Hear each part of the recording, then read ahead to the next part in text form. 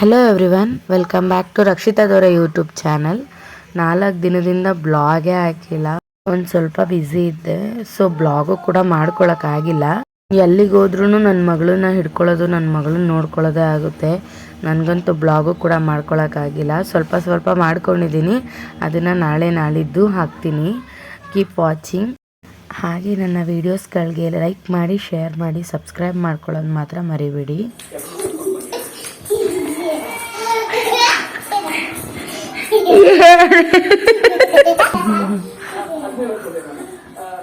ನಾನು ಮೇಲಿಂದ ಬಟ್ಟೆ ಎತ್ಕೊಂಡ್ ಬಂದಿರೋದನ್ನೆಲ್ಲ ಹಾಕೊಂಡು ಮಾಡಿಸ್ತಾ ಇದ್ದೆ.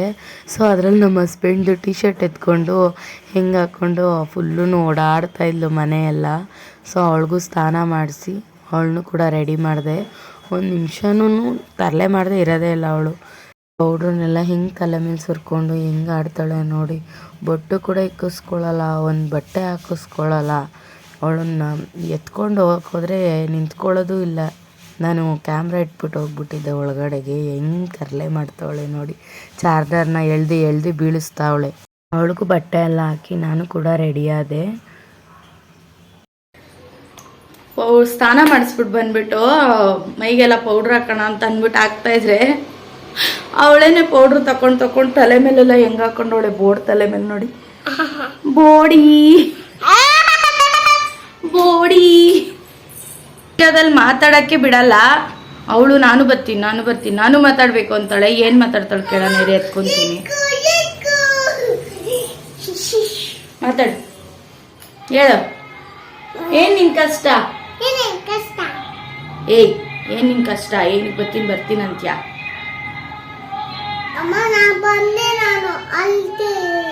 ಏನಕ್ಕೆ ಅಳ್ತಾ ಇದ್ದೆ? ಅಲ್ಲಿ ಅಳ್ತಾ ಇದ್ದ?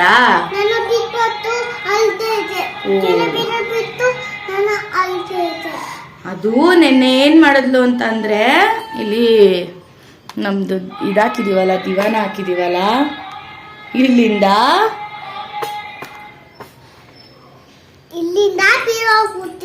ಬೀದೋಗ್ಬಿಟ್ಲು ನೆನ್ನೆ. ಅದಕ್ಕೇನೇನೆ ನಾನು ಇವಾಗ ಅವಳಿಂದ ಬೀದೋಗ್ಬಿಟ್ಟೆ ಅಂತ ಹೇಳ್ತಾವಳೆ ಅಲ್ಲಮ್ಮ. ವಿಶು, ಹಾಯ್ ಫ್ರೆಂಡ್ಸ್, ಲೈಕ್ ಮಾಡಿ, ಸಬ್ಸ್ಕ್ರೈಬ್ ಮಾಡಿ. ಮಧ್ಯಾಹ್ನಕ್ಕೆ ರಾಗಿ ರೊಟ್ಟಿ ಮತ್ತು ಹುಚ್ಚಲ್ ಚಟ್ನಿ ಮಾಡೋಣ ಅಂತ ಎಲ್ಲಾನು ರೆಡಿ ಮಾಡಿಕೊಂಡೆ. ಅದಕ್ಕೆ ಬೇಕಾಗಿರೋದು ಒಂದು ಸ್ವಲ್ಪ ಕಾಯಿ, ಒಂದೇ ಒಂದು ಹಸಿಮೆಣ್ಸಿನ್ಕಾಯಿ, ಒಂದು 4 ಒಣಮೆಣ್ಸಿನ್ಕಾಯಿ, ಬೆಳ್ಳುಳ್ಳಿ, ಈರುಳ್ಳಿ, ಕೊತ್ತಂಬರಿ ಸೊಪ್ಪು, ಕಡಲೆ, ಹುಣಸೆಹಣ್ಣು.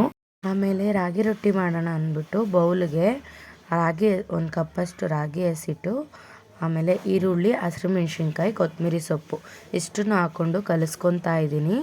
ಅದಕ್ಕೆ ನಿಮ್ಗೆ ಎಷ್ಟು ಬೇಕು, ಎಷ್ಟು ತೆಳ್ಳಗೆ ಬೇಕೋ ಅಷ್ಟಕ್ಕೆ ನೀರು ಹಾಕ್ಕೊಂಡು ನಿಧಾನಕ್ಕೆ ನೀಟಾಗಿ ಕಲಿಸ್ಕೊಳ್ಳಿ. ಮೊದಲಿಗೆ ಹುಚ್ಚಲ್ ಚಟ್ನಿ ಮಾಡೋದಕ್ಕೆ ಒಂದು ಕಡಾಯಿ ಇಟ್ಕೋಬೇಕು. ಅದಕ್ಕಾದಮೇಲೆ ಅದಕ್ಕೆ ಒಂದು 3/4 ಕಪ್ಪಷ್ಟು ಹುಚ್ಚಲ್ ತೊಗೊಂಡಿದ್ದೀನಿ ನಾನು, ಜಾಮೂನ್ ಕಪ್ಪು ಅದರಲ್ಲಿ. ಸೊ ಅದು ಸ್ವಲ್ಪ ಹಿಂಗೆ ರೋಸ್ಟ್ ಹೇಗೆ ಆಗಬೇಕಂದ್ರೆ, ಕೈಯಲ್ಲಿ ಹಿಂಗೆ ಮಾಡಿದ್ರೆ ಅದು ಪುಡಿ ಆಗಬೇಕು. ಆ ಥರ ನೀವು ಲೋ ಫ್ಲೇಮಲ್ಲಿ ಇಟ್ಕೊಂಡು ಫ್ರೈ ಮಾಡ್ಕೊಬೇಕು. ಆಮೇಲೆ ಆವಾಗಲೇ ತೋರಿಸಿದ್ನಲ್ಲ ಇಂಗ್ರೀಡಿಯೆಂಟ್ಸು, ಚಟ್ನಿಗೆ ಏನೇನು ಬೇಕು ಅಂತ, ಅದನ್ನೆಲ್ಲ ಜಾರ್ಗೆ ಹಾಕ್ಕೊಳ್ಳಿ. ಆಮೇಲೆ ನಾವು ಹುರಿದಿಟ್ಕೊಂಡಿದ್ದಂಥ ಹುಚ್ಚೆಳ್ಳು ಮತ್ತು ರುಚಿಗೆ ಎಷ್ಟು ಬೇಕೋ ಅಷ್ಟು ಉಪ್ಪು ಹಾಕ್ಕೊಂಡು ನೀಟಾಗಿ ತರಕಾರಿಯಾಗಿ ಪೇಸ್ಟ್ ಮಾಡ್ಕೊಳ್ಳಿ.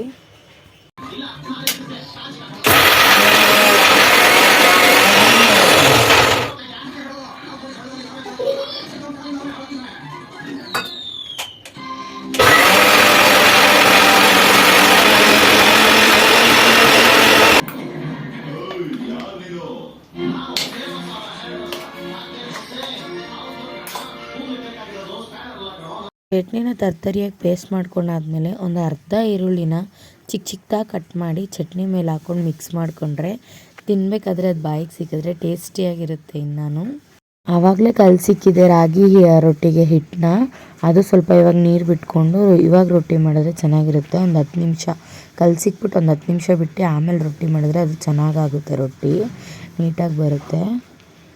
ಸೊ ಹಂಗೆ ತವೆ ಮೇಲೆ ಸ್ವಲ್ಪ ಎಣ್ಣೆ ಮತ್ತು ಈರುಳ್ಳಿಯಿಂದ ಉಜ್ಜಿಬಿಟ್ಟು ಆ ರೊಟ್ಟಿನ ಬಳಿತಾ ಇದ್ದೀನಿ. ಯಾಕಂದರೆ ರೊಟ್ಟಿ ಕಚ್ಕೊಳ್ಳಲ್ಲ ಈರುಳ್ಳಿ ಉಜ್ಜಿದ್ರೆ. ಸೊ ನಾನು ಯಾವಾಗಲೂ ದೋಸೆಗೂ ಹಾಗೆ ಮಾಡ್ತೀನಿ. ಯಾವುದೇ ರೊಟ್ಟಿ ಮಾಡಿದ್ರೂ ಫಸ್ಟು ಈರುಳ್ಳಿನ ಚೆನ್ನಾಗಿ ತವ ಫುಲ್ಲು ಉಜ್ಜಿಬಿಟ್ಟು ಆಮೇಲೆ ಏನೇ ದೋಸೆ ಬ್ಯಾಟರ್ ಆದರೂ ಹಾಕೋದು, ರೊಟ್ಟಿನೂ ಬಳಿಯೋದು. ಸೊ ಅವಾಗ ಒಂಚೂರೂ ಕಚ್ಕೊಳ್ಳಲ್ಲ, ಅದು ನೀಟಾಗಿ ಬರುತ್ತೆ. ಆಮೇಲೆ ಮೇಲೆ ರೊಟ್ಟಿ ಬೆಳೆದ್ಬಿಟ್ಟು ನೀರು ಹಾಕೋದು, ನೀರಲ್ಲಿ ಬಳಿಯೋರು ನೀರಲ್ಲಿ ಬಳಿತಾರೆ, ನಾವು ಎಣ್ಣೆ ಹಾಕ್ತೀವಿ ರೊಟ್ಟಿಗೆ.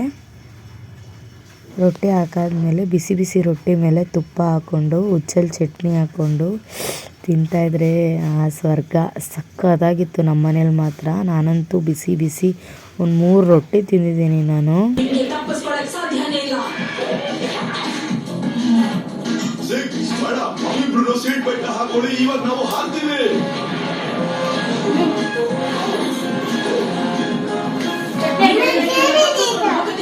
Thank you for watching. Video ಇಷ್ಟ ಆದರೆ ಲೈಕ್ ಮಾಡಿ, ಶೇರ್ ಮಾಡಿ, ಸಬ್ಸ್ಕ್ರೈಬ್ ಮಾಡ್ಕೊಳ್ಳಿ ನನ್ನ ಯೂಟ್ಯೂಬ್ ಚಾನಲ್ನ.